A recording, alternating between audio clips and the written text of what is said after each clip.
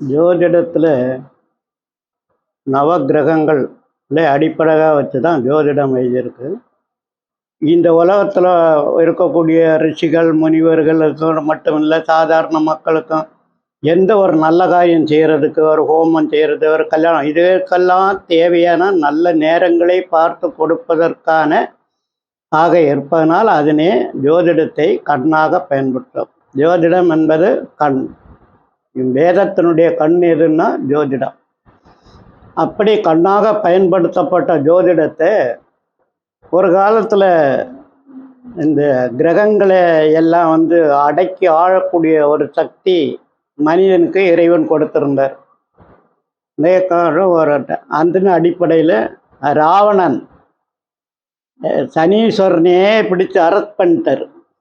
ராவணன் பண்ணி வச்சுட்டு தன்னுடைய மகன் யாராலும் கொலை பண்ணக்கூடாது, எந்த காலத்துலேயும் சாகக்கூடாது, அதனால் எல்லா கிரகங்களையும் அடக்கி வச்சிட்றேன், சனீஸ்வரனையும் பிடிச்சி வச்சிட்றேன், சாகக்கூடாதுன்னு வரம் கொடுத்துட்றேன்.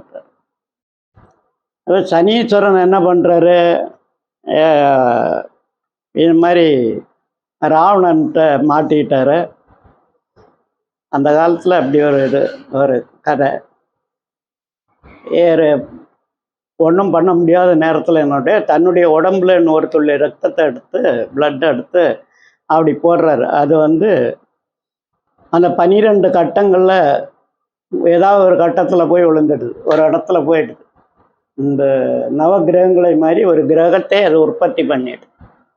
அதான் மாந்தி, சனீஸ்வரனால் உற்பத்தி பண்ணப்பட்டது. இந்த மாந்தி எந்த இடத்துல விழுந்ததோ அதனால் அவருடைய ராவணனுடைய மகனுடைய ஆயுள் பாதிக்கக்கூடியதான இடத்துல விழுந்துடுது அப்படின்றது இருக்குது.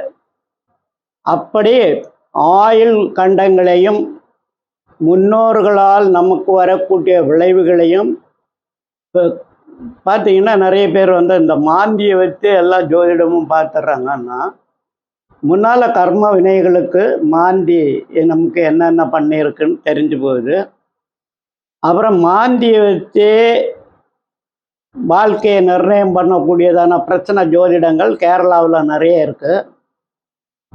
இந்த மாந்தியை வச்சு குடும்பத்தில் என்னென்ன தோஷம் இருக்குது, பிரேத தோஷம் இருக்கா, முன்னோர்களுடைய தோஷம் இருக்கா அப்படின்னா இதை வச்சு மாந்தியை வச்சு பார்த்து அதுக்கு பரிகாரம் பண்ணி வாழ்க்கையை மேம்படுத்துகிறாங்க.